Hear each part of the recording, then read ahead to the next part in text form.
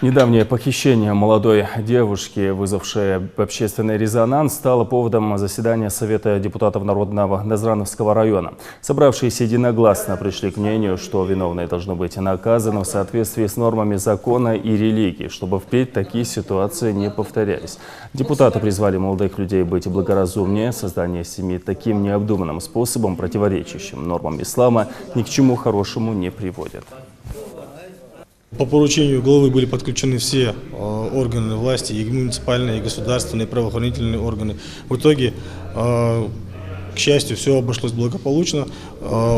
Обе семьи и представители двух фамилий проявили благоразумие. Мы и на федеральном уровне отслеживала ситуация. Республика очередной раз показала свое спокойствие, состоятельность и то, что у нас в республике проживают люди благоразумные. Сегодня было единогласно принято решение о том, что молодой человек должен понести заслуженное наказание в виде штрафа, положенного в таком случае денежного штрафа, а также понести наказание согласно закону Российской Федерации.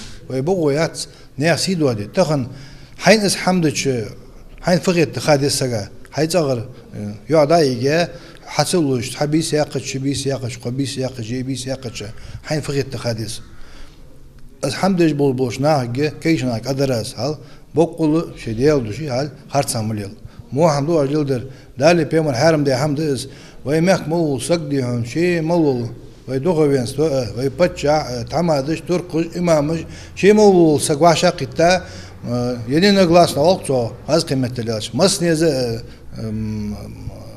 харцады яны тадяка хамдыз кудегят свой не кална удбе бат свой яны тадяка хамдыз дадакы дезвей